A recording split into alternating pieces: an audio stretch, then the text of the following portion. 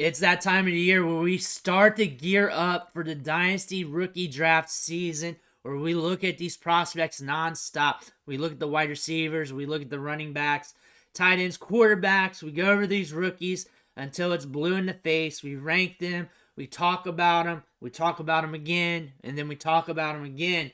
But the Biletnikoff finalists have been out and they've been posted. And this is what we're looking at here with Marvin Harrison Jr., Malik Nabers, and Odunze. And thinking about this from a rookie draft perspective here, you cannot get a better wide receiver class than what we're about to see this year. This is a very good group of wide receivers, not just this three. You're talking about Troy Franklin and everybody else. This is a nasty wide receiver group. Very good. And if you got a first-round rookie draft pick this year and you're looking for a wide receiver to add to your team, you know you're about to go ham. You know it. Marvin Harrison Jr., the Bijan Robinson of this year's class, everybody's been talking about it. Malik Nabers, a strong finish to his collegiate career. Very strong finish. Both of those guys should be like top 10, top 12 draft choices, especially Marvin Harrison Jr., but Malik Nabers is going to be up there as well. And then you got Odunze. He's up there too in mock drafts. He's up there in the first round. He will be a bona fide first-round selection. He's got the production to back it up. You can see the size of just athleticism. And there's a difference between this year's class and last year's class. Last year's class was good, especially at the top end. It was good. It was good. It wasn't bad. It was a good class. But it wasn't like this class we're seeing. And the NFL kind of told us that with the draft picks here. Nobody in the top 15, nobody in the top 10. Jackson Smith-Njigba pretty much missed the full season due to that injury.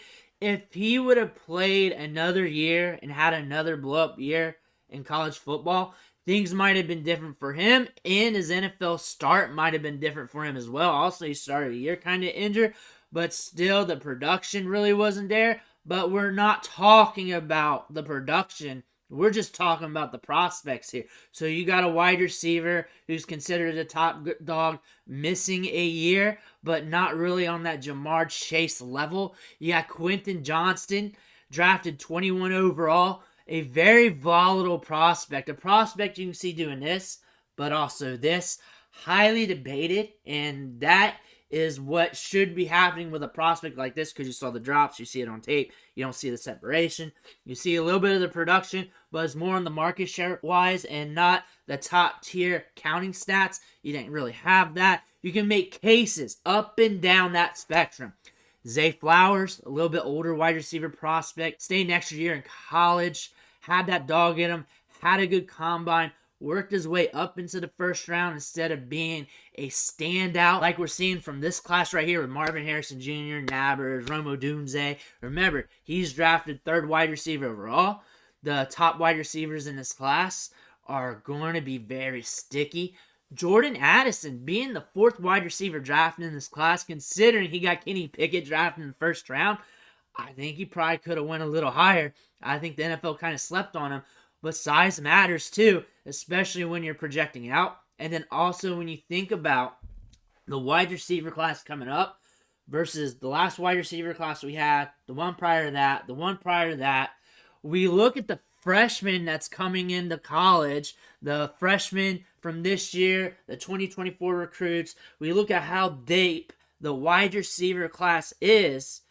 And you know what? This market's getting saturated with good wide receivers. And the thing is, good wide receivers can miss now and still be good wide receivers because it's so saturated, so diluted. So think about that when you're making transactions in Dynasty. You probably want to identify your Jamar Chases, your Justin Jeffersons, and then you want to play around in trades with that wide receiver bubble with however you want to create your strategy towards. Like say a wide receiver is ranked down here, all of a sudden shoots up.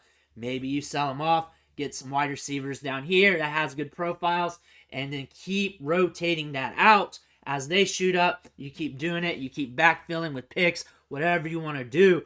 But going into the 2024 wide receiver class, it's exciting. And I keep talking about them in those mock draft videos.